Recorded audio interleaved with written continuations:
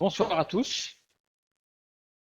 Ce soir, nous allons partager autour de ces textes le disciple que Jésus aimait.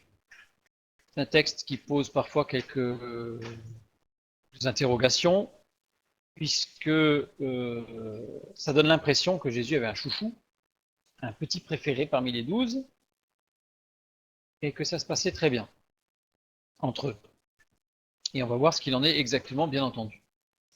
Nous allons commencer par lire un texte, Jean chapitre 13, versets 23 à 26. C'est la première fois dans le ministère de Jésus que l'on voit, que l'on rencontre cette expression, le disciple que Jésus aimait. Un des disciples, celui que Jésus aimait, était couché sur le sein de Jésus, ou sur la poitrine de Jésus. Simon-Pierre lui fit signe de demander qui était celui dont parlait Jésus, et ce disciple, s'étant penché sur la poitrine de Jésus, lui dit « Seigneur, qui est-ce » Jésus répondit « C'est celui à qui je donnerai le morceau de trempé. » Et ayant trempé le morceau, il le donna à Judas, fils de Simon l'Iscariote. Là, on se souvient bien du passage, c'est quand Jésus mange avec ses disciples et qu'il dit que l'un des 12 va le livrer. Donc là, c'est le moment où le disciple que Jésus aimait demande à Jésus qui est celui qui allait le livrer. Alors, l'expression « celui que Jésus aimait » est utilisée 5 fois dans la parole de Dieu, 5 fois dans le Nouveau Testament. Plus précisément, unique dans l'évangile de Jean, entre le chapitre 13 et le chapitre 21. A priori, il s'agit toujours de Jean, en fait. C'est pour ça que ça pose problème. C'est que si encore, dans le texte, on pouvait lire que Jésus s'est adressé à plusieurs personnes, on pourrait dire qu'il y en avait plusieurs chouchous, on va dire. Alors là, a priori, il n'y en a qu'un, d'après le texte. Donc voilà, entre chapitre 13 et 21 de l'évangile de Jean, et on va voir que ça a beaucoup d'importance, que ce soit entre ces chapitres-là et non pas au chapitre 12. Il n'y a pas de chapitre 22, on ne peut pas aller plus loin. Pas, en tout cas, pas avant le chapitre 13. Donc ça intervient 5 fois dans la parole de Dieu, 5 fois dans l'évangile de Jean, et plus particulièrement entre le chapitre 13 et le chapitre 21. Alors, je donne les 5 passages et on va les regarder déjà les uns après les autres. Jean 13, 23, celui que nous venons de lire. Jean 19, 26. Jean 20, 2. Jean 21, 7. Et enfin Jean 21, 20. Donc 5 passages. Et on va remarquer, on va les lire au fur et à mesure, que Pierre est toujours mentionné dans chacun des versets où il est parlé du disciple que Jésus aimait. Alors, il ne s'agit pas de Pierre, la preuve, celui qu'on vient de lire, un des disciples, celui que Jésus aimait, était couché sur le sein de Jésus. Simon-Pierre lui fit signe de demander. Il ne s'agit pas de Simon-Pierre. Mais à chaque fois qu'il est mentionné le disciple que Jésus aimait, Pierre est là. On va le voir. Toujours Pierre. Sauf dans le 19-26, le deuxième de notre référence, et ici étudié plus loin, donc on va voir pourquoi maintenant, on va le voir un peu plus loin. Ils sont bien particulières, évidemment. Donc, cette expression, celui que Jésus aimait, on va la regarder d'un peu plus près. Celui que Jésus aimait, os, en grec. Os, qui, que ou ce que. C'est-à-dire qu'en réalité, il faudrait traduire un des disciples que Jésus aimait. Et là, ça change. Ça change tout, dans ce passage-là en tout cas, puisque l'expression le celui n'existe pas en grec, puisque c'est un des disciples que Jésus aimait. Un en particulier, ce sont tous les disciples. Un de ceux qu'il aimait, de ses disciples. Jésus aimait tous ses disciples comme des frères. Déjà, rien que dans le premier texte, on voit qu'il n'est pas fait mention de un disciple en particulier, puisque le texte original mentionne bien sont tous les disciples, puisque le mot celui n'existe pas. Un des disciples que Jésus aimait. Pourquoi toujours citer avec Pierre? Nous avons vu la dernière fois et la semaine d'avant que Jean manquait de personnalité. Pourquoi? Puisqu'il était sous l'emprise de son frère Jacques, qui était extrêmement autoritaire et qui en fait qui avait, comment on va dire, absorbé toute sa personnalité, qu'il avait annihilé. Alors Matthieu pose la question, est-ce que c'est une erreur de traduction ou est-ce que c'est conscient? Je ne sais pas. Je ne sais pas. On va garder cette question pour la fin. On va avoir étudié les 5 passages et on va voir si ça peut être considéré comme une erreur de traduction ou est-ce que ça peut être conscient. On va voir que le plan, il y a des choses qui sont conscientes. Donc je reviens sur Jean, qui manque de personnalité. Donc ça, je l'ai mis ici, voir notre étude sur les 12 disciples. Pour voir pourquoi, en fait, Jean manquait de personnalité. Et Jean était complètement détruit au niveau de sa personnalité. C'est pas qu'il en manquait, c'est qu'il n'en avait plus. Jean, suivait, celui qui était devenu un roc. En réalité, Jean était en pleine reconstruction et suivait celui qui est devenu un roc. Il faudrait revoir l'étude sur les 12 disciples, Pierre. Pierre, c'est ce bandit, ce sicaire, qui était devenu un roc dans la foi, à sa conversion, et Jean a suivi Pierre, en fait. Voilà. Il est clair que nous pouvons être appelés. Alors, il n'y a pas de honte quand on a des moments de fatigue, euh, des épreuves difficiles, etc., à avoir besoin de suivre des frères et sœurs pour pouvoir avancer, pour pouvoir se relever. Ce n'est pas du tout la preuve. Jean, l'apôtre Jean. Et on peut être appelé par le Seigneur de temps en temps à devenir des rocs pour soutenir nos frères et sœurs. C'est à tour de rôle. Le verbe qui est utilisé pour dire que celui que Jésus aimait, c'est agapao. Agapao, qui, dans son sens originel, j'insiste bien, désigne l'amour divin et inconditionnel. C'est un amour qui, en grec, ne peut pas venir d'un être humain. En fait, c'est l'agapao, on va le voir un peu plus loin, ne désigne qu'un amour total, sans réserve et en toute connaissance. C'est pas possible chez l'homme. Donc il n'y a que Dieu qui peut aimer agapao. Donc quand on dit que agapé c'est l'amour fraternel, ça n'est pas possible. Ça n'est pas possible. Je reprends verset. Donc un des disciples que Jésus aimait. Du coup là on prend la traduction littérale. Un des disciples que Jésus aimait. On a vu que c'était agapao. On a vu que c'était l'amour divin et inconditionnel. Certains définissent l'agapé comme l'amour du prochain. Ça, non, ça n'est pas possible dans sa définition même. Il y a d'autres mots et on va les rencontrer. Prenons le deuxième passage où il est parlé de... un deuxième passage, parce que le deuxième c'est Jean 19, 26, mais que l'on va regarder un petit peu après. Ça c'est le dernier même, Jean 21, 20. Pierre, s'étant retourné, vit venir après eux le disciple que Jésus aimait, celui qui pendant le souper s'était penché sur la poitrine de Jésus et avait dit « Seigneur, qui est celui qui te livre ?» Regardons bien. Aimer, on a à nouveau agapao. C'est important parce qu'à un autre passage, on n'aura pas ce verbe-là. On va voir que c'est une signification particulière.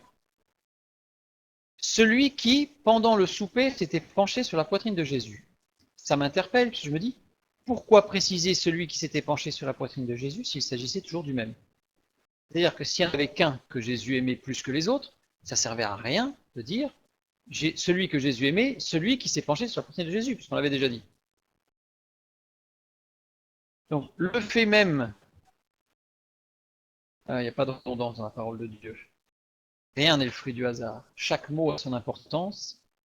Donc, il y a d'autres passages, pour ceux qui ont suivi l'étude de Genèse, chapitre 32 de Jacob, on voit que chaque mot a son importance et qu'il y a des mots parfois qui donnent l'impression d'être répétés deux fois.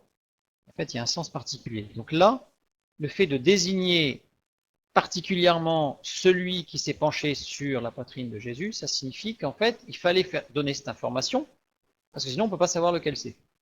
Ça corrobore bien avec ce qu'on a vu, l'un des disciples que Jésus aimait. Jésus aimait tous ses disciples.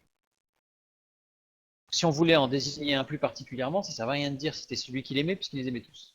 Donc il fallait désigner plus particulièrement celui qui était, faisait l'objet du verset, c'est-à-dire Jean, donc celui qui s'est penché sur la poitrine de Jésus. Ça corrobore bien au fait qu'il n'était pas le préféré, mais ils étaient tous, entre guillemets, on pourrait dire, ils étaient tous les préférés. En fait, il n'y a pas de différence.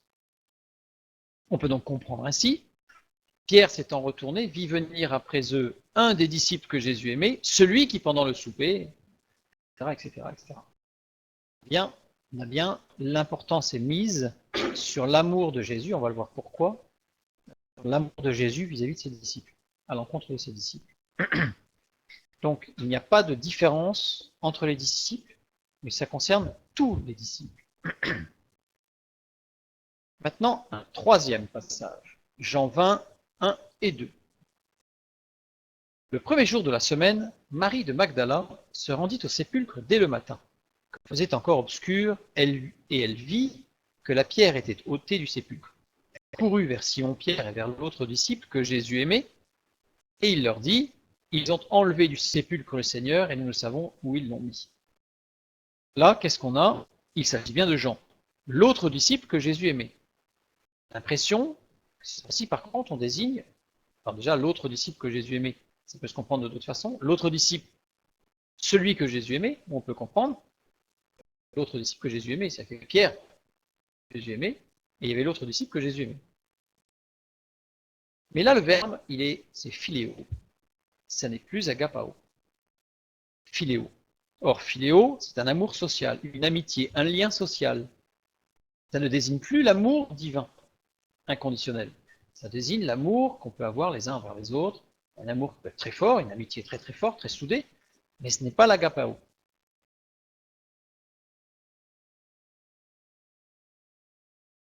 Voilà, c'est l'amour social, c'est-à-dire qu'en fait, c'était pas de l'attirance sociale, mais c'est qu'il y avait un lien qui s'était tissé entre Jésus et Jean. Un lien d'homme à homme qui s'était tissé de Jésus à Jean. Donc, et Jésus aimait philéo, il aimait être avec Jean. On a vu dans les caractères que, par exemple, Jacques devait être assez difficile à vivre. Ça ne veut pas dire que Jésus n'avait pas tissé de lien avec lui et qu'il ne l'aimait pas. Mais c'est comme nous, on a des gens avec qui ça passe mieux, etc. Mais l'amour, voilà, des affinités. Mais l'amour de Dieu, de Jésus-Christ, inconditionnel, agapao, pour tous. Il n'y a pas de différence. Il y a une différence de verbe quand il s'agit explicitement que de Jean. Quand il s'adresse, là je ne comprends pas Mathieu ta question, quand il s'adresse à lui et à Marie. Oui, alors à Marie, on va en parler juste après, juste la page d'après. On va y parler juste après. De Marie, la mère de Jésus d'ailleurs, et de Marie de Magdala ou Marie-Madeleine. Donc il y a une différence de verbe quand il s'agit explicitement que de Jean, donc Jésus parle de Jean précisément, donc là c'est philéo, c'est tisser des liens sociaux. Jésus est venu pour sauver tous les hommes qu'il aime également, ou de façon égale. Il n'y a pas de différence. Le agapéo, il est pour tous. Le philéo, c'est des liens qui se tissent entre Jésus et ses disciples. Parce qu'il y a une différence théologique, alors qui peut être très subtile, mais il y a une différence théologique entre Jésus, Christ et Jésus-Christ. Jésus, c'est l'homme. Christ, c'est Dieu. Jésus-Christ, c'est l'homme-Dieu. Dans la parole de Dieu, il n'y a jamais d'erreur sur ce sujet. Christ Jésus, pas vu souvent. Jean 19, 26. On va arriver au passage où Pierre n'est pas mentionné. Continue. Près de la croix de Jésus se tenait sa mère et la sœur de sa mère, Marie, femme de Clopas, et Marie de Magdala. Jésus, voyant sa mère et auprès d'elle le disciple qu'il aimait, dit à sa mère, Femme, voilà ton fils. Puis il dit au disciple, Voilà ta mère. Et dès ce moment, le disciple l'a pris chez lui. Passage qui a énormément fait couler de l'encre. On va le voir après, on va en parler un petit peu de cet encre qui a coulé. On va prendre un deuxième passage, cette fois-ci dans Luc. On va voir un petit éclairage supplémentaire. Luc 23, 53 à 56. Il le descendit de la croix, l'enveloppa d'un linceul et le déposa dans un sépulcre taillé dans le roc où personne n'avait encore été mis. C'était le jour de la préparation et le sabbat allait commencer. Les femmes qui étaient venues de la Galilée avec Jésus accompagnèrent Joseph, virent le sépulcre et la manière dont le corps de Jésus y fut déposé. Et, s'en étant retournées, elles préparèrent les aromates et des parfums. Remarquez une chose dans ce passage, c'est qu'il n'est parlé que des femmes. Les femmes qui étaient venues de la Galilée, il n'est jamais parlé d'un seul homme, ni du disciple que Jésus aimait. Si on prend bien les évangiles, autour de Jésus à la croix et jusqu'au sépulcre, il n'y avait que des femmes. Pourquoi? Oui, les Romains, bien sûr, ils étaient là pour contrôler, mais dans les disciples, il n'y avait que les femmes, il n'y avait pas de disciples.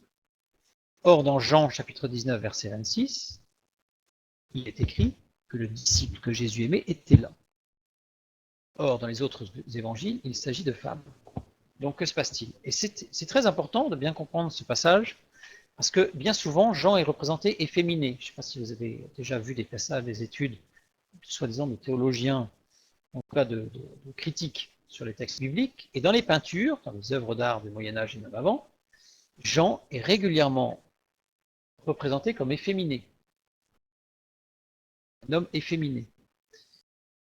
Et certains s'appuient sur ce passage-là en disant qu'il était parmi les femmes. En fait, il se plaisait avec les femmes parce que il était un petit peu efféminé. Continuez. Il n'y avait donc que des femmes au pied de la croix. Celles-là même qui sont allées au tombeau le troisième jour. Il s'agissait bien des femmes. Vous vous souvenez ce qu'on a lu? Sans l'apôtre Jean, puisque dans Jean chapitre 20, verset 2 que nous avons lu tout à l'heure, elle courut, donc Marie, vers Simon-Pierre et vers l'autre disciple que Jésus aimait. Il n'était pas là. Ils sont arrivés bien après. Le texte biblique est clair sur le sujet. On reprend le verset 26. Jésus, voyant sa mère, et auprès d'elle le disciple qu'il aimait, dit à sa mère, femme, voilà ton fils. Le mot disciple, mathétes. Mathétes, c'est un homme ou une femme. Rien ne définit dans le mot s'il s'agit d'un disciple ou d'une disciple. Continuons. Femme, voilà ton fils. Ouios. Ouios, c'est une descendance, fille ou garçon. Il est évident que bien souvent il est utilisé comme garçon, puisque dans les lignées de descendance biblique, on n'a que des hommes qui se suivent, sauf, par exemple, dans les généalogies de Jésus, où on a Ruth, qui vient s'intercaler, qui n'est pas un homme, qui pourtant, ce n'est pas ce mot ouios, mais qui a le même mot que pour les autres. C'est la descendance. Sachant que ce mot, je ne l'ai pas mis sur l'écran, mais ce mot ouios vient de la racine o, qui désigne autant une fille qu'un garçon. C'est la descendance. Ce n'est pas une question de théorie du genre, c'est une question juste simplement de descendance, d'une descendance. Et d'ailleurs, ce mot peut être employé aussi pour les animaux. En fait, c'est une descendance, tout simplement. C'est pour ça qu'il est dit que Jésus est le Fils de Dieu, ouios. Il descend, parce qu'il n'est pas engendré génétiquement. Voilà. Sinon, ça aurait été génes, qui a donné génétique, gène, génes. Monogénès, fils unique. Là, c'est pas le cas. Le disciple que Jésus aimait au pied de la croix ne peut être que Marie de Magdala. Jean n'y était pas. En fait, c'est traduit par le disciple, parce qu'on peut traduire par le disciple, mais en fait, puisque la disciple, aujourd'hui, ça choque un peu moins, mais je pense qu'au Moyen-Âge, ça aurait beaucoup choqué. Voilà. De plus, des informations, des détails supplémentaires. À l'époque de Jésus, il y a des fautes. Seules les femmes se tenaient auprès des croix. C'est-à-dire que quand il y avait un crucifié, seul, oui, il y a des fautes. Il y a des,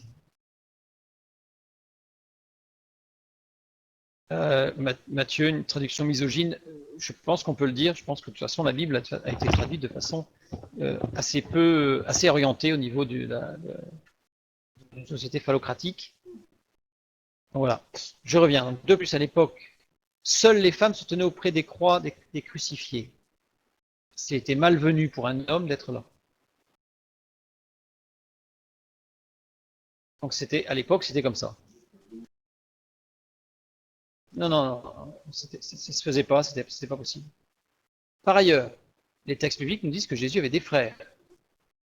Matthieu 12, 46, comme Jésus s'adressait encore à la foule, voici sa mère et ses frères, qui étaient dehors, cherchèrent à lui parler. Un autre passage, Matthieu 6, 3, n'est-ce pas le charpentier, le fils de Marie, le frère de Jacques, de Jose, de Jude et de Simon? Jésus a plusieurs frères. Ils ne pouvaient pas s'occuper de leur mère? Quoi, il y a? Alors pourquoi est-ce qu'il n'y a que des prénoms qui commencent par un J sauf un? Parce que en fait, tout ce qui commence par un J, ça commence par la lettre Yod en réalité. Et donc en hébreu ou en araméen, la lettre Yod, ça veut dire que c'est Yah, Dieu. Ouais, non, bah, il faudrait faire une petite étude sur les familles de Jésus. Et on va pas voir ça ce soir. En tout cas, par rapport au frère, enfin, à Marie, elle avait d'autres fils. Ça veut dire qu'il était impossible à Jésus de dire à sa mère, il lui fallu à ce moment-là que tous les frères soient morts, et ce qui était enfin, pas écrit et qui n'a jamais été écrit dans aucun texte, parce que faut savoir que la parole de Dieu nous parle de Jésus, mais qu'on a 2000 textes qui nous parlent de Jésus qui ne sont pas dans la Bible, dont des textes de l'époque.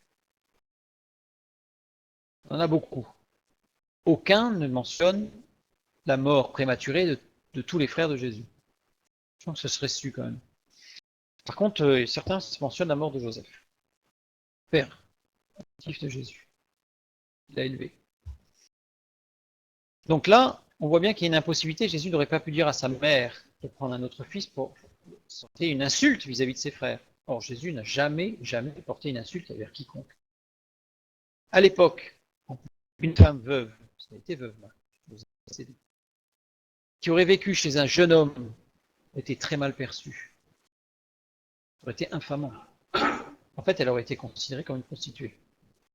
Donc Jésus ne pouvait pas dire à sa mère, devant tous, tu vas vivre chez ce jeune homme. C'était exposer Marie à une infamie, et Jean aussi. Jésus aurait-il exposé sa mère et son disciple à une position infamante? Non. De toute évidence, non. Donc on voit bien qu'il y a énormément de choses qui montrent que ce disciple, en fait, était une femme. C'est Marie de Magdala. Donc ça revient un petit peu à la question, je bascule sur la question qui a été posée la semaine dernière sur pourquoi est-ce qu'il n'y avait que des hommes dans les 12 disciples. Oui, dans les 12 disciples, j'ai donné la raison pour laquelle il n'y avait que des hommes, mais il n'y avait pas que des hommes comme disciples de Jésus. La preuve, il y avait Marie de Magdala, qui est considérée comme disciple de Jésus, puisqu'elle suivait, et on a vu le texte tout à l'heure dans Luc, depuis la Galilée, donc elle a toujours suivi Jésus, au même titre que les disciples, les apôtres. Il y a une différence entre disciples et apôtres. Disciples, c'est celui qui suit Jésus, les apôtres, c'est ceux qui ont été envoyés par Jésus. Alors, c'était quoi la raison qui est uniquement des hommes? Je le dis rapidement, je fais un résumé pour Matthieu. En fait, il n'y avait que des hommes, puisque dans l'ancienne alliance, de par la chute, il y avait une malédiction sur la femme. Donc il y avait, je caricature, hein, donc ne prenez pas ça à pied de la lettre, c'est une caricature pour aller vite. Il y avait Dieu, l'homme, la femme. Quand Jésus a tout accompli sur la croix, il a rétabli, on va y venir, il a rétabli la position spirituelle de la femme en lui permettant d'être à l'égal de l'homme spirituellement face à Dieu, raison pour laquelle c'est elle qui a pris le voile tête, et ce n'est plus l'homme, parce que l'homme l'avait avant le talit, le voile. Mais l'homme a perdu le voile et l'a laissé à la femme, comme signe de l'autorité de Dieu sur elle, alors qu'avant c'est lui qui avait l'autorité de Dieu sur lui, puis l'autorité sur la femme. Sauf que maintenant ce n'est plus du tout perçu comme cela le voile, mais peut-être qu'un jour on étudiera le voile à ce moment-là, voir ce que c'est exactement. Là, voilà pour la raison pour laquelle il n'y avait pas de disciples, puisque Jésus n'avait pas encore tout accompli. Il ne pouvait pas avoir de femme. Mais après que tout soit accompli, la femme a aussi un rôle extrêmement important à jouer dans la vie de l'Église, dans la vie de famille, dans le culte de famille, dans la vie de l'Église, même s'il est écrit à certains endroits que la femme se taise dans l'assemblée, etc., de l'apôtre Paul, mais tout ça ce sont des passages qui sont à étudier précisément, littéralement et dans le contexte, et on y découvrira toute une richesse pour la femme, toute une gloire pour la femme. Je reviens sur notre sujet. Donc, de toute évidence, ce disciple que Jésus aimait, c'était une femme. Plusieurs utilisent ce verset pour souligner le fait que Jésus avait une relation intime avec une femme, Marie de Magdala. Je l'ai mis là, on va regarder ça un petit peu après. Tous ceux qui ont utilisé ce passage pour justifier, soi-disant, que Jésus se serait marié, etc., on en a déjà entendu parler, on va voir ça un peu après, on pourrait éluder toutes ces questions. Ça veut dire que c'est clair que pour eux aussi, il s'agissait bien d'une femme. Il n'y a pas d'ambiguïté. Il n'y a pas d'ambiguïté. Conclusion, Jésus est venu pour sauver tous les hommes et toutes les femmes.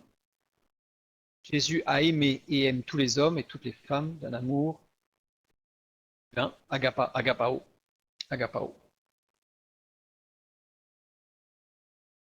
Et là, le verbe aimer, d'ailleurs, ici, alors attends, Je crois qu'on va le voir après.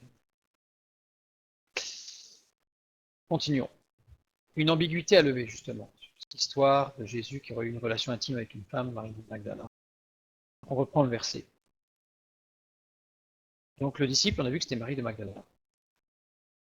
Le verbe aimer, c'est agapao. C'est justement cet amour divin qui n'est pas un amour humain. Il n'est même pas philéo, il est agapao. Il est au-dessus de tout ça. Le texte n'emploie pas Eros, que l'on connaît, qui est un amour physique, sexuel, Eros, et il n'emploie pas non plus le mot storgé. Storgé qui est un amour familial. C'est-à-dire que justement, au sein d'une famille, les enfants qui aiment les parents qui aiment les enfants, les parents qui s'aiment entre eux, en grec, c'est storgé. C'est un amour familial, plus tout ce qu'il y a dans la famille. Or là, si le texte biblique avait voulu nous dire que Jésus avait une affection toute particulière, à la limite, ça aurait été storgé ou eros. C'est agapao, ce qui montre bien qu'il s'agit d'un amour divin, pousse au salut, au même titre que les disciples. Donc, ces femmes-là faisaient aussi partie des disciples que Jésus aimait, au même titre que les autres. J'ai dit agapao, on l'a vu tout à l'heure, l'amour divin et inconditionnel. Il ne peut s'agir de sentiments d'un homme pour une femme. Étymologiquement, alors, ce qui est triste, c'est que les Septante, qui en sont une traduction grecque de l'Ancien Testament, sans avant Jésus-Christ, les Septante ont traduit des termes hébraïques de l'Ancien Testament en grec et ont utilisé le verbe agapao pour traduire des amours, des termes, enfin, le terme aimer, le verbe aimer, entre un homme et une femme. Ça a perturbé beaucoup de commentateurs qui ont dit oui, mais sauf que le terme originel en grec ancien utilisé par les Grecs, agapao, ne désigne qu'un amour divin. C'est une erreur de traduction qui a induit beaucoup de choses, et ce qui fait que même dans nos Bibles, on a parfois le terme agapao qui est traduit par quelque chose comme il aimait bien. Ça, agapao, c'est vraiment l'amour de Dieu, plus inconditionnel. Et le cinquième et le dernier passage qui emploie l'expression le disciple que Jésus aimait, c'est dans Jean chapitre 21. Alors, le disciple que Jésus aimait dit à Pierre, c'est le Seigneur. Vous savez, après la suite, c'est Pierre se jette à l'eau parce qu'il était nu. C'est après la résurrection. Le bateau et le disciple que Jésus aimait. Aimer à nouveau, c'est agapao, bien l'amour divin. Et pourtant, il s'agissait bien de Jean. Là, c'est pas philéo. On a vu tout à l'heure, quand c'était que Jean, c'était philéo. Or là, c'était agapao. Pourquoi? Jésus aimait agapao tous les disciples. Nous l'avons vu. Car tous avaient besoin du pardon de Dieu. Quoi? Guérison, restauration, reconstruction, amour, communion, paix. Tous ces termes, je les ai ressortis parce que quand on a étudié les caractères, les particularités des disciples, on a vu que tous avaient, il n'y avait qu'un qui n'avait pas de problème sérieux au niveau de sa personnalité, au niveau de son vécu familial, il n'y en a qu'un, et tous les autres avaient des grosses souffrances. Jésus aime tous les disciples parce qu'ils ont tous besoin du pardon de Dieu pour être restaurés ou reconstruits.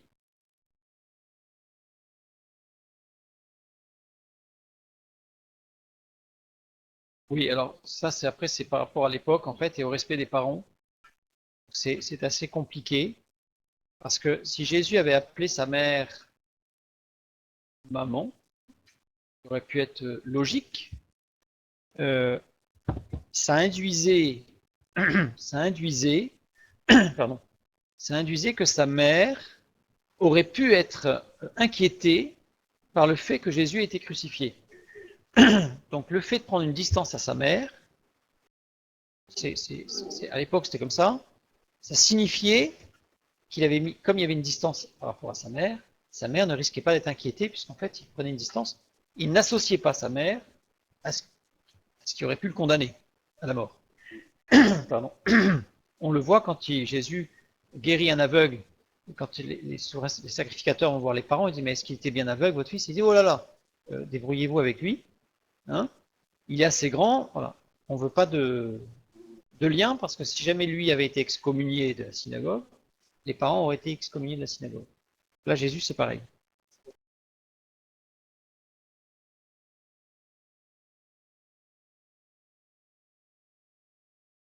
Non, non, c'est autre chose.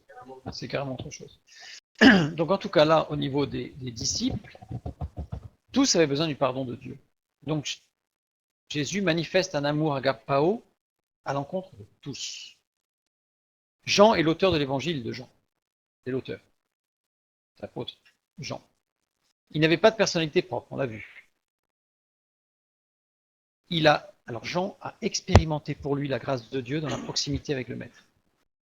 Jean a rendu témoignage de cette expérience très forte, mais Jean, dans sa délicatesse, a parlé de son expérience sans dévoiler la vie des autres disciples, parce que les autres disciples aussi ont fait des expériences profondes, intimes avec Dieu, dans la proximité du Maître. Jean en a fait une. Il s'est reconstruit et il a parlé de son expérience. Cet agapao qui est venu dans sa vie, le reconstruire, le restaurer, lui donner la paix, etc., etc. Donc, c'est pour ça qu'on ne le trouve que dans l'évangile de Jean, parce que Jean a parlé de lui. Il a parlé de sa propre expérience. Combien de fois, quand on rend témoignage, on est amené à parler de notre expérience avec Dieu? Parce que rendre témoignage en ne parlant que de l'expérience des autres, évidemment, c'est intéressant, parce qu'il y a des expériences qui sont fortes, qui sont intéressantes. Mais ce qui intéresse notre interlocuteur, c'est notre expérience avec Dieu. C'est notre marche avec Dieu, c'est notre proximité avec Dieu. Si on marche avec Dieu, si on est proche de Dieu, alors on a des choses à dire. Alors on a des choses à dire. Jean a des choses à dire. Et on va voir qu'il y en a beaucoup à dire d'ailleurs. Il est l'exemple de cet être unique et particulier que nous sommes tous aux yeux de Dieu. Nous sommes tous, Dieu nous aime tous, mais tous en particulier. Aux yeux de Dieu, nous sommes tous des êtres uniques et particuliers. Oui, Elena.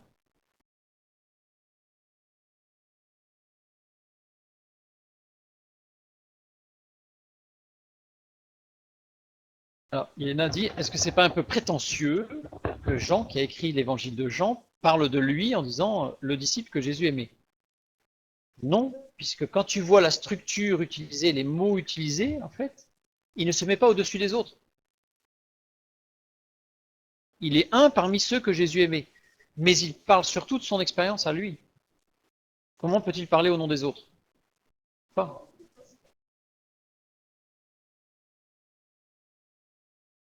Il y en a qu'un qui aurait pu, c'est Matthieu.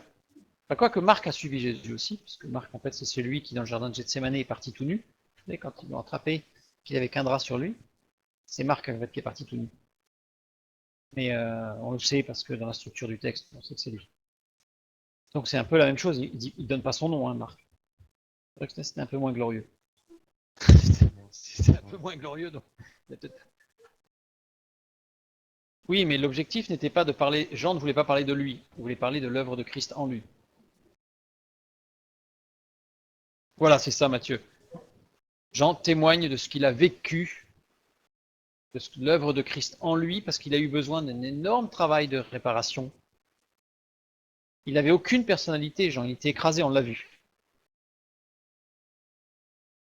Oui, mais quand on le voit seul, c'est parce qu'il est. Ça y est, la restauration est commencée. Oui, Elena.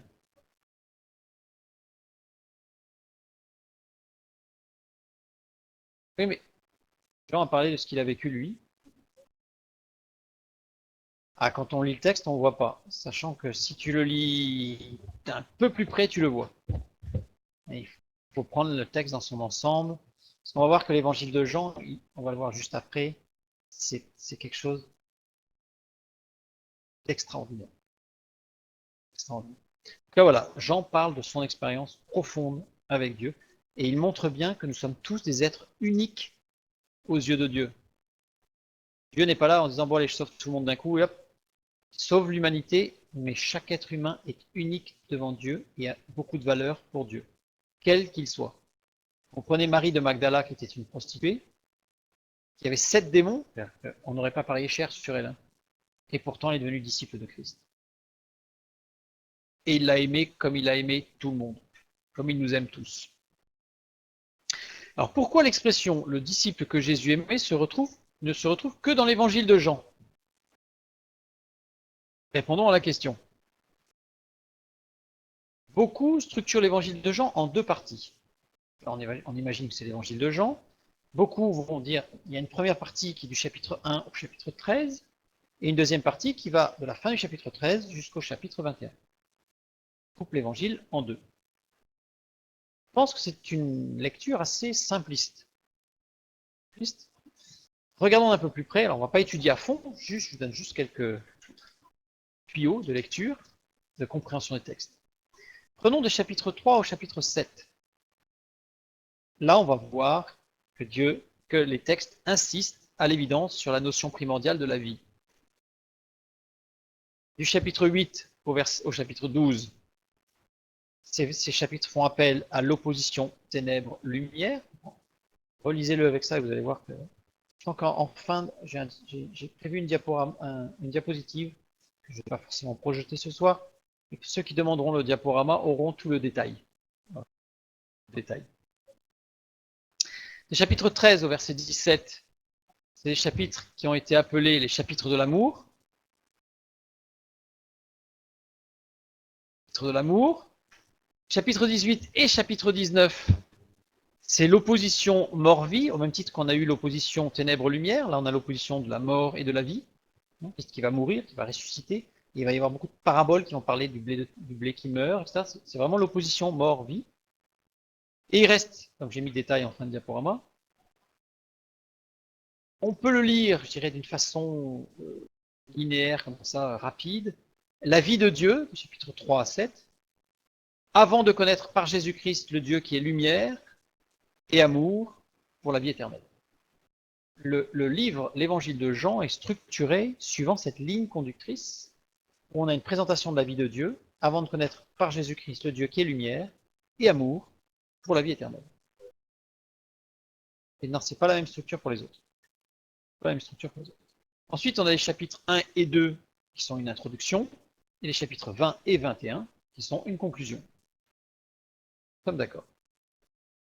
Mais, en plus de ça, l'évangile de Jean est construit. Vous allez voir pourquoi l'expression le disciple que Jésus aimait, elle est que dans l'évangile de Jean. C'est très particulier.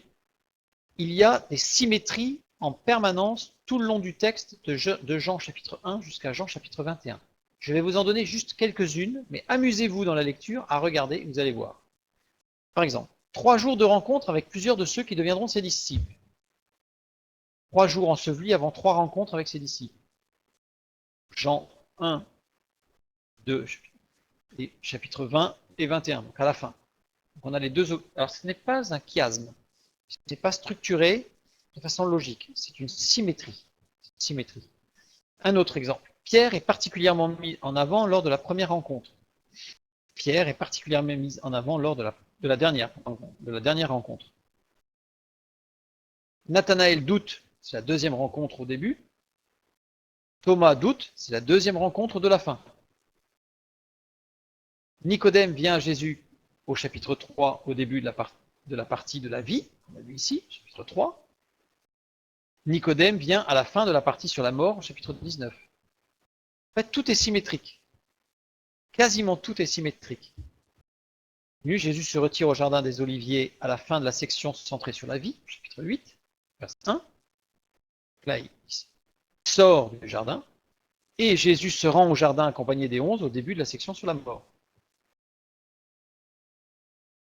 L'annonce de la résurrection, chapitre 2, la réalité de la résurrection, chapitre 20. Donc en fait, tout l'évangile de Jean, non seulement au niveau de l'introduction et de la conclusion, mais tout l'intérieur, tout est symétrique.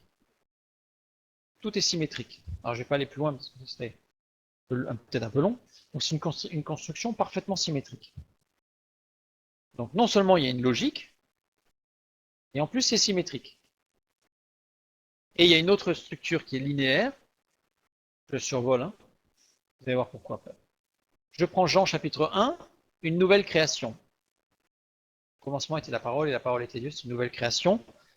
Et je prends en correspondance la création du monde. Jean chapitre 2, les noces de Cana.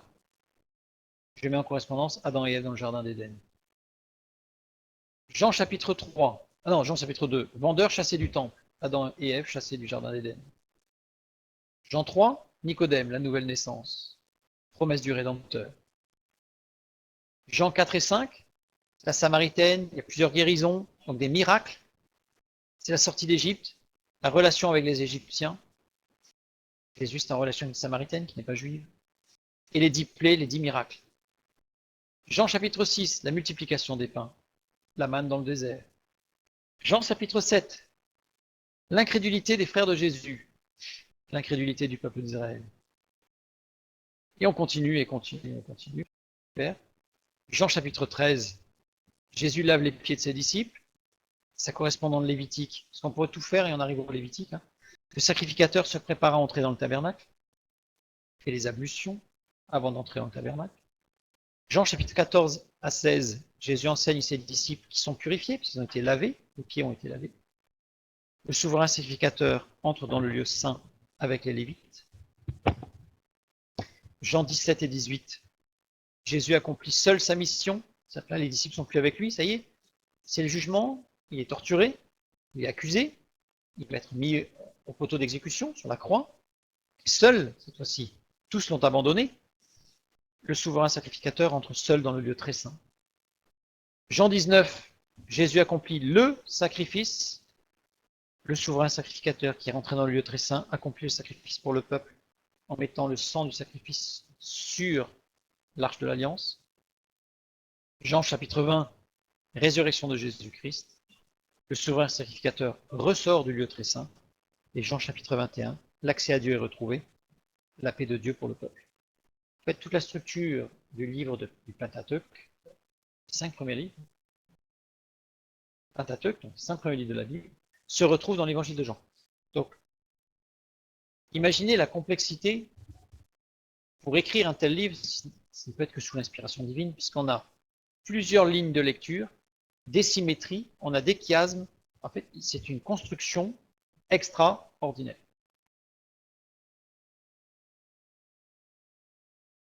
Dans tout ça, les 5 mentions de disciples que Jésus aimait, on les retrouve ici. Jean 13, 23, Jean 19, 26, Jean 22, Jean 21, 7, Jean 21, 20. Donc c'est celles que nous avons vues tout à l'heure. Elles interviennent quand? Jean 13, 23, elle arrive juste à l'introduction sur la section sur l'amour de Dieu.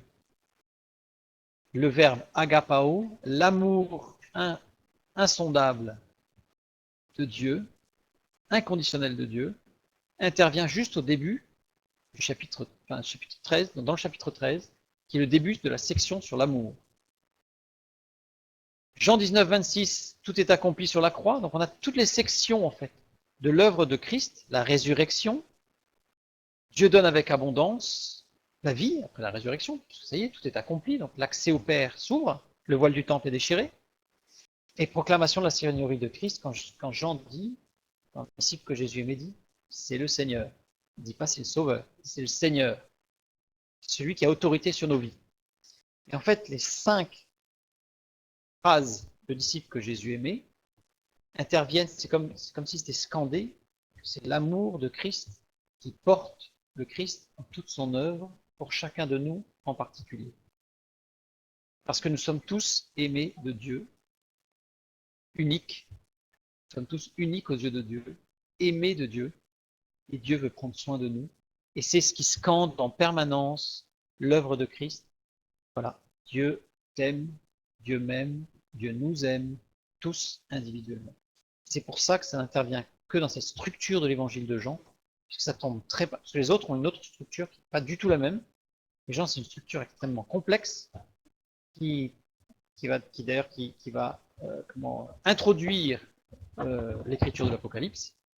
L'Apocalypse est aussi une structure extrêmement riche, qui est elle aussi en symétrie, en chiasme, en linéaire, etc. Très très complexe, mais très profonde.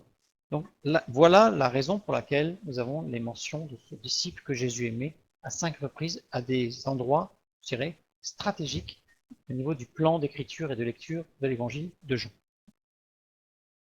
Pourquoi 5? Je suis surpris que personne ne m'ait posé la question. Je m'attendais à ce que quelqu'un me dise oui, mais pourquoi 5? Pourquoi pas 6? Pourquoi pas 4?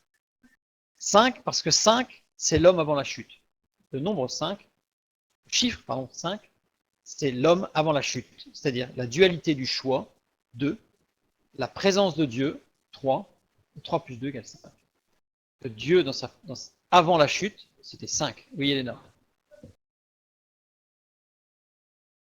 Pourquoi pas 7? Parce que ce serait bien allé avec l'amour divin. Parce que 7, c'est le chiffre de la perfection de l'œuvre de Christ en nous. Or, avant la chute, l'œuvre de Christ n'avait pas lieu d'être, puisque tout était parfait. Donc nous n'étions pas dans le 6, dans le 7. Parce qu'avant d'être dans le 7, il fallait être dans le 6. Or, le 6, c'est l'homme après la chute. Le péché est rentré dans l'homme. Le 6.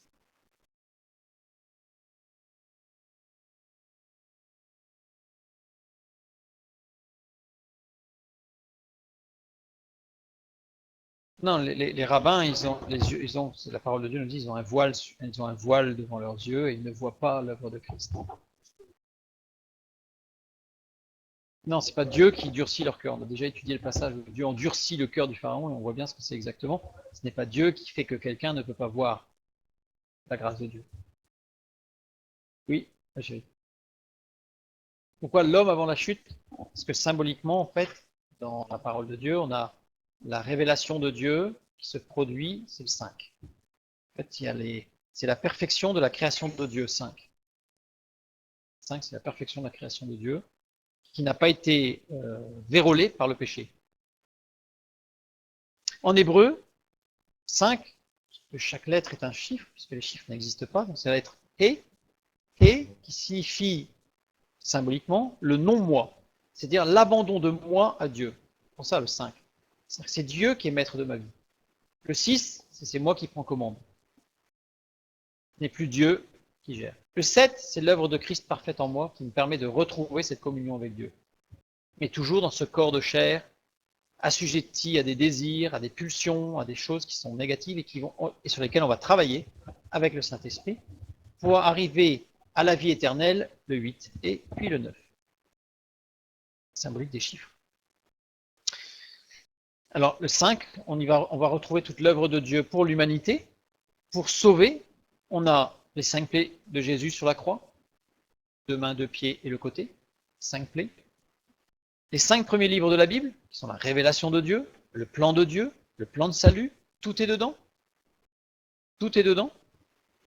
Les 5 pièces du vêtement restant de Jésus lors de la crucifixion, après que les soldats eurent fait 4 parts de son habit, plus sa tunique qui ne déchirèrent pas, donc 5 pièces de vêtements. Ça, c'est pareil, c'est par rapport au fait de revêtir, de se dévêtir et de revêtir la nature de Christ. Tout ça, ça va très très loin. Les 5 cailloux qui permirent au roi David d'abattre les géants de toute sa vie, on l'a étudié. 5 cailloux, c'est 5, pas 6, pas 4, 5. Les 5 sortes d'animaux que Dieu demanda à Abraham de lui présenter pour conclure avec lui une alliance, on l'a étudié aussi, vous vous souvenez, chapitre 12. 5 animaux qu'il a fait couper en deux. Voilà, avec le feu qui est passé, on a étudié. Donc ça, c'est toute la puissance, l'amour de Dieu depuis la création qui cherche l'homme et qui nous cherche tous, puisque comme on l'a vu, il nous aime, notre individualité, il nous aime chacun en particulier et il veut prendre soin de nous, agapao. Mais il recherche aussi plus que l'agapao, parce qu'une fois qu'on rentre dans l'agapao, comme pour Jean, on va rentrer dans le philéo. C'est-à-dire que Dieu ne va pas être que quelqu'un de lointain, ou que quelqu'un qui va être que dans le domaine spirituel. Dieu est aussi dans le domaine social, philéo, comme pour Jean. Ça devient concret. Dieu peut être le maître, comme l'a dit Jean dans Jean chapitre 21, verset 20, le disciple que Jésus aimait proclame, c'est le Seigneur. C'est le maître. Maître. Jean 21, 20. La dernière mention de le disciple que Jésus aimait. L'objectif de tout ça, c'est de nous amener à la vie, l'introduction à l'amour de Dieu qui va nous amener à la vie, Jean 13, 19, 20, 21, 21, pour que Dieu soit le maître de nos cœurs et de nos vies. Le verset final, pour notre lecture, Luc 7, 47. C'est pourquoi je te le dis, ses nombreux péchés ont été pardonnés, car elle a beaucoup aimé. Mais celui à qui on pardonne peu aime peu. Prenons conscience que Dieu nous a tout pardonné. Dieu nous a aimés au-delà même de notre imagination, puisqu'il n'a pas regardé à ce que nous étions, mais il a regardé à ce que nous pouvons être en lui. Il ne voit plus ce que j'étais, mais il voit ce que je suis en lui. On n'a pas de destinée. Pourquoi Carla a beaucoup aimé? C'est parce qu'en fait, là, il s'agit de Marie, justement, Marie de Magdala, qui a beaucoup pleuré sur son péché et qui a aimé Jésus, qui a pleuré sur lui et Jésus a vu combien elle avait de l'amour, mais un amour justement au salut, c'est-à-dire pas un amour de femme vers un homme, un amour d'un être humain qui soupire, qui aspire à la bénédiction de Dieu, comme Jean l'a expérimenté, lui qui était détruit, sa personne même, a été totalement reconstruit en Christ. Et elle a beaucoup aimé, comme Jean a beaucoup aimé, et a pu dire c'est le Seigneur. Il a pu expérimenter quand il dit agapao, justement, si ça le concerne, dans Jean chapitre 21, verset 7, c'est tout l'amour de Dieu qui agit. Alors, puisque j'ai... Alors, pourquoi en fait, c'est le quart que je trouve bizarre. Ah, je reviens en arrière. Oui, c'est bon que j'ai pardonné. Ah oui, car elle a beaucoup aimé. Oui, en fait, c'est pas. Oui, ça donne l'impression que c'est parce qu'elle a beaucoup aimé que ses péchés sont pardonnés. Non. En fait, elle a beaucoup aimé. C'est cet amour qu'elle a accepté. Elle a accepté de reconnaître ses péchés. L'amour de Dieu. C'est notre amour pour Dieu qui nous permet d'avoir accès au salut, en fait. Nous aimons Dieu pour ce qu'il est et pour ce qu'il fait, et non pas seulement pour ce qu'il fait. Alors, pour Christian, il dit ouais, moi je demande. Voilà. Alors, ça, c'est la dernière page, rapidement, sur le chapitre 3 à 7, qui insiste sur l'évidence sur la notion primordiale de la vie. Nicodème, Jésus annonce la nécessité d'une vie nouvelle et éternelle, don de Dieu par son Fils. Jean 3, alors je vais pas lire toutes les références. À la femme samaritaine, le Messie présente l'eau de la vie, qui les altère à jamais. Aux Juifs qui le persécutent après la guérison de l'infirme de Bethesda, Jésus se présente comme celui qui a reçu du Père le pouvoir de vivifier. Après la multiplication des pains, le Seigneur proclame « Je suis le pain de vie ». Enfin, lors de la fête des tabernacles, il promet à celui qui croit en lui que des fleuves d'eau vive couleront de son sein. On voit bien que des chapitres 3 à 7, tous ces chapitres insistent sur l'évidence, sur la notion primordiale de la vie. Christ est la vie, nous avons besoin de la vie, nous avons soif de la vie, nous avons besoin. Ensuite, les chapitres 8 à 12 font appel à l'opposition ténèbres-lumière. Jésus annonce « Moi je suis la lumière du monde », c'est l'introduction. Après, il y a la guérison de l'aveugle-né, capable par nature de voir le jour. Ensuite, voilà, il dénonce la cécité morale de ceux qui croient voir la lumière mais qui en fait sont aveugles. Le Seigneur, avant d'aller ressusciter Lazare, parle de ses disciples de la marche de celui qui voit la lumière du monde. Chapitre 12 conclut en reprenant plusieurs expressions du chapitre 8 et Jésus presse ses auditeurs aveuglés de croire en la lumière tant qu'elle est parmi eux. 13 à 17 ont été appelés les chapitres de l'amour. Pourquoi? Parce que dès les premiers mots du chapitre 13, l'évangéliste annonce que Jésus allait mettre le comble à son amour pour les siens, par un geste pratique, avant de le faire par une œuvre éternelle à la croix. Au début de ses entretiens avec ses disciples, le Seigneur leur donne son nouveau commandement, « Aimez-vous les uns les autres comme je vous ai aimés ». Tout au long de ses dernières paroles, il évoque cette sphère d'amour qui unit le Père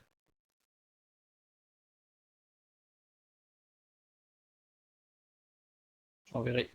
Tout au long de ses dernières paroles, il évoque cette sphère d'amour qui unit le Père, le Fils et ceux que le Fils appelle ses amis. Enfin, la prière qu'il adresse à son Père se termine par ce désir du Seigneur que l'amour dont il se sait aimé de lui soit dans ses disciples. C'est vraiment l'amour, hein. Entre 18 et 19, on appelle à l'opposition mort-vie. Jean est le seul évangéliste à décrire en détail la mort du Seigneur, à témoigner du sang et de l'eau qui ont coulé de son corps, source de vie pour nous, et à donner des précisions sur son ensevelissement. Donc vraiment une insistance sur la mort et la résurrection, mort et la vie. Christ a vaincu la mort. Y a-t-il d'autres questions? Oui, Frédéric.